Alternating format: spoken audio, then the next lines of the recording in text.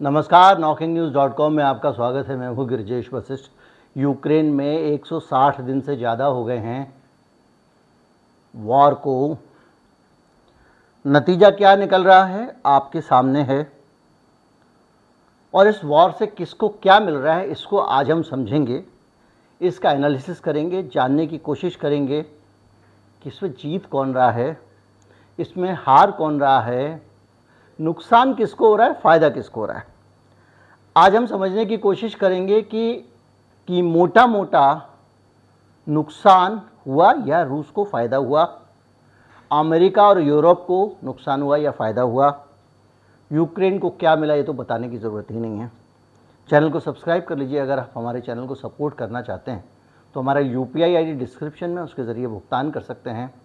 एक QR code भी आपको स्क्रीन पर दिखेगा, उसे स्कैन करके भी आप आ सकते हैं। मैं अभी हाजिर हुआ।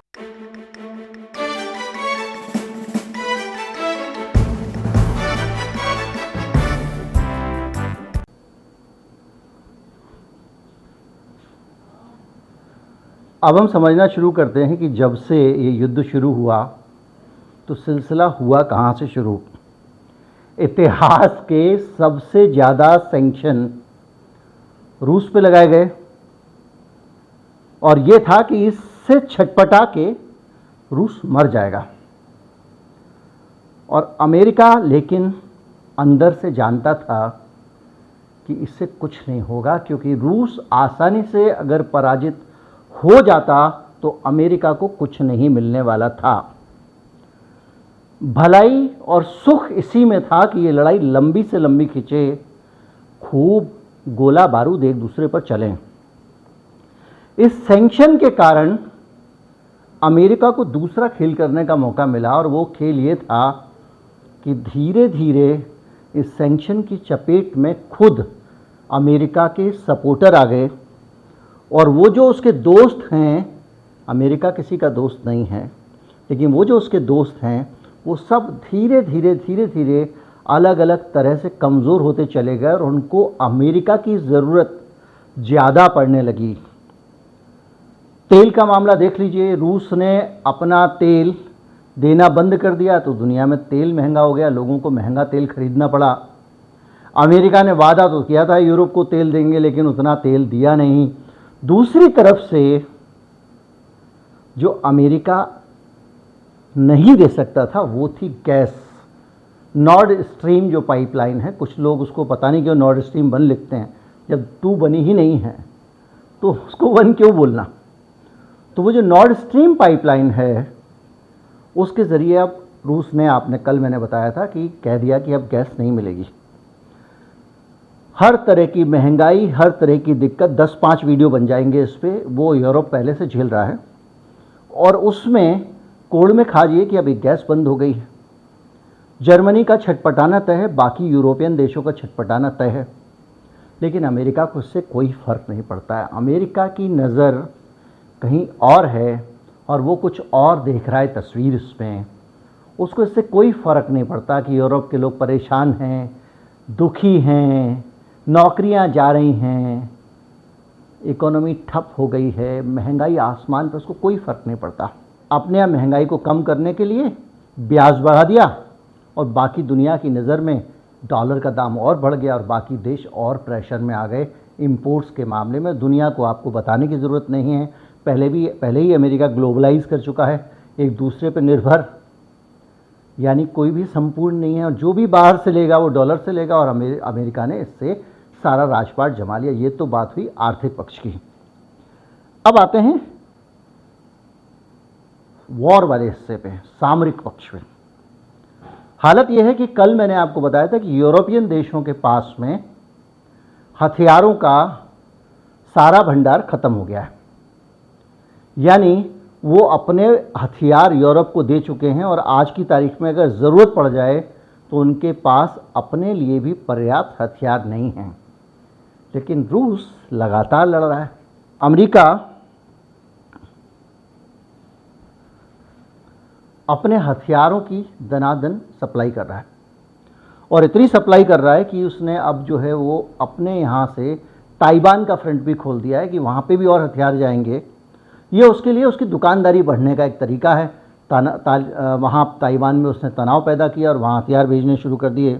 एक तरफ यूरोप के हथियार ख़त्म हो रहे हैं, दूसरी तरफ अमेरिका के अपने हथियार कम हो गए हैं। पेंटागन के पास जो हथियारों की संख्या है, जो उनके पास एक रिज़र्व है, वो काफ़ी कम हो गया है। और वॉल स्ट्रीट जर्नल से एक अमेरिकन आर्मी ने, देखिए ये कहीं और की खबर होती, जैसे कि अमेरिका का अखबार खबर छाप रहा है कि पुतिन उत्तर कोरिया से हथियार खरीदेंगे, उनके पास कम पड़ गए हैं। इस खबर को हो सकता है हम भरोसा ना करें, प्रोपेगेंडा स्टोरी समझ लें, लेकिन अमेरिका का ही अखबार छाप रहा है और अमेरिका के अपने ही रक्षा मंत्रालय के स्रोतों से छाप रहा है, तो आपको भरोसा करना पड़ेगा। और वो कह रहा है कि अमेरिका के पास हथियारों का खजाना खत्म हो रहा है। और वॉल स्ट्रीट जर्नल में ये कहा है कि अभी तक $10 बिलियन की मदद दे चुका है यूक्रेन को अमेरिका। अब $10 बिलियन की मदद, आपको क्या लग रहा है कि $10 बिलियन उसने भेज दिए? नहीं, ये अंतर्राष्ट्रीय भाषा में मदद भी कर्जा होता है। यानी $10 बिलियन के हथियार वो यूक्रेन को दे चुका है, जिसका कर्ज उसको चुकाना ही होगा। $10 बिलियन के हथियार उसने यूक्रेन को बेच दिए हैं। ये ठीक उस तरह का है कि वहाँ आतिशबाजी का मुकाबला हो रहा है, वहाँ एक पटाखे की दुकान लगी हुई है और बच्चों से कह रहा है बेटा जीत रहा है तो मुझसे और अनार ले जाओ, वरना सामने वाली पार्टी जीत जाएगी। और वो अपने आतिशबाजी बेचे जा रहा है और बच्चों को लग रहा है हम हार जाएंगे और खरीद के लेके जा रहे हैं। और यही हो रहा है। $10 बिलियन की वो मदद दे चुका है और अभी फिर उसने मदद दी है। और वॉल स्ट्रीट जर्नल इसी स्टोरी में लिखता है कि अमेरिका में जो हथियारों का रिजर्व है वो अनकंफर्टेबली लो है, यानी असहज करने वाली स्थिति है। इतने कम हथियार हो गए हैं अमेरिका के पास, ये दे के बेच के, कि उसके अपने अधिकारी भी बेचैन हैं कि कहीं ऐसा ना हो गड़बड़ हो जाए। और उसमें $1 बिलियन की सहायता और देने का ऐलान कर दिया है बाइडेन साहब ने। बाइडेन साहब के बारे में ये कहा जा रहा है कि अमेरिका के इतिहास के सबसे ज़्यादा हथियार बेचने वाले राष्ट्रपति हैं। बाइडेन साहब ने हथियार बेचने का ऐसा सिलसिला शुरू किया है कि 20 दिन में हर रोज $1 बिलियन के हथियार उन्होंने बेचे हैं। $1 बिलियन के 15 जुलाई से 2 अगस्त के बीच का डाटा है। और इसमें अमेरिका ने जो हथियार डील साइन की हैं वो $20 बिलियन की हैं। और अमेरिका बड़ा दुनिया भर में लोकतंत्र का ज्ञान बांटता फिरता है। उत्तर कोरिया में लोकतंत्र कमज़ोर है, चीन में लोकतंत्र कमज़ोर है, रूस में लोकतंत्र कमज़ोर है, ये डायलॉग अमेरिका के लीडर बोलते हैं।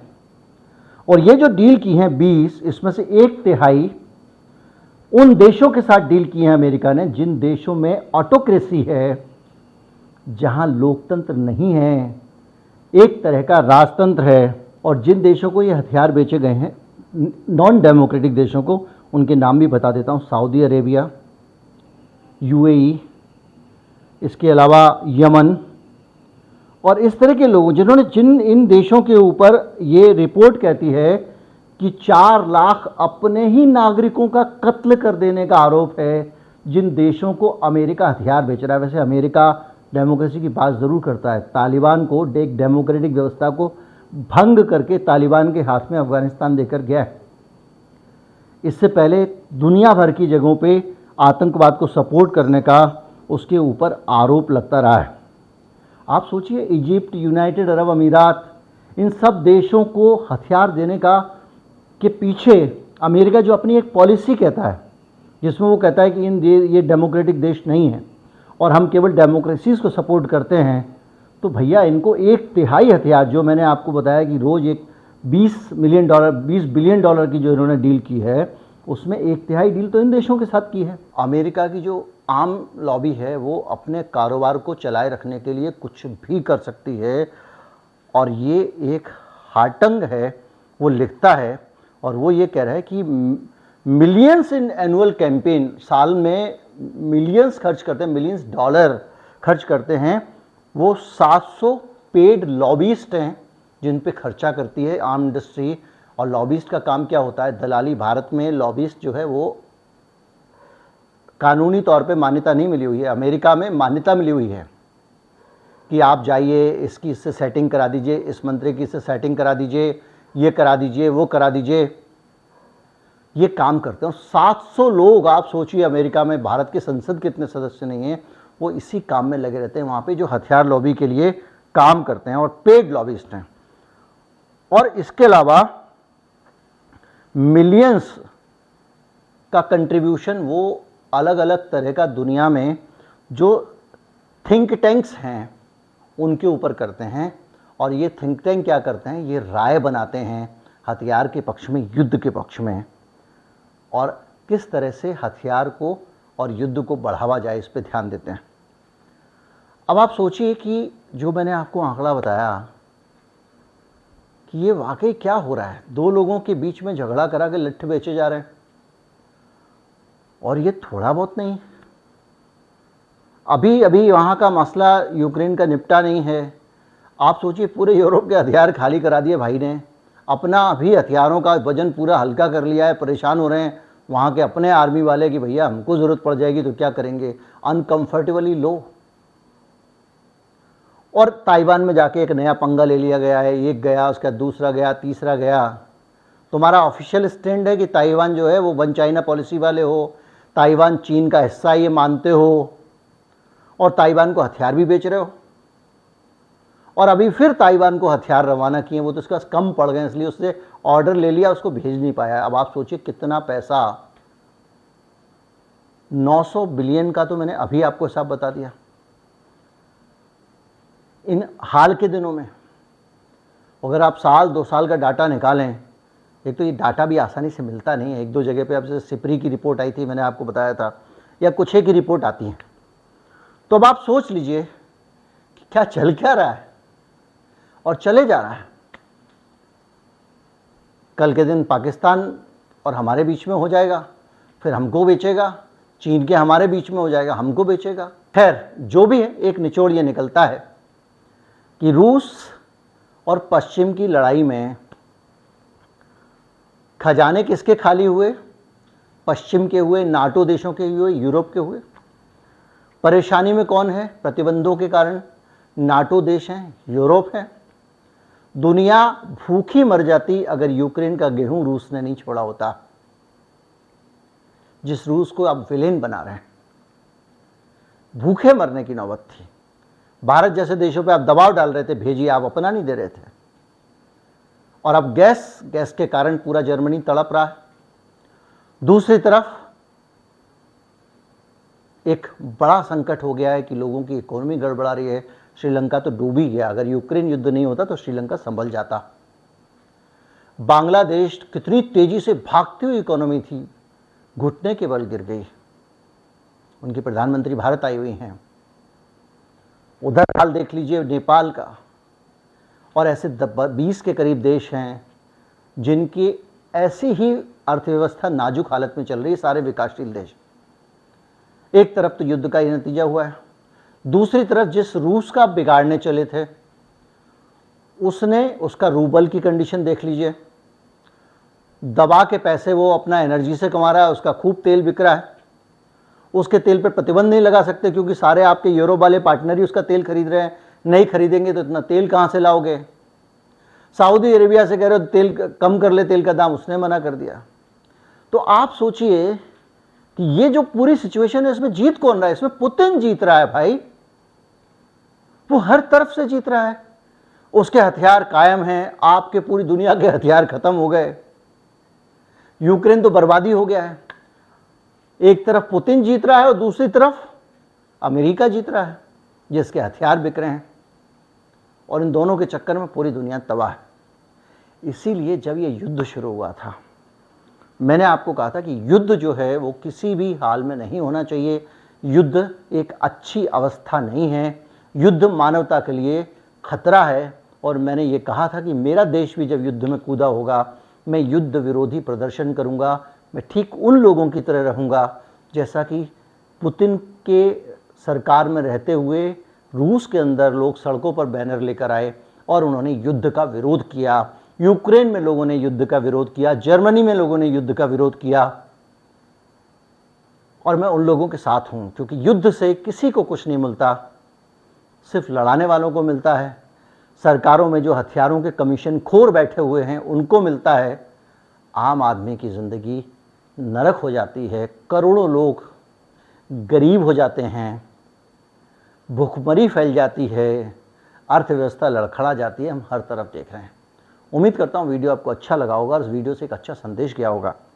इस संदेश को ज़्यादा से ज़्यादा लोगों तक पहुँचाएं, चैनल को सब्सक्राइब कर लें। नमस्कार, जय हिंद।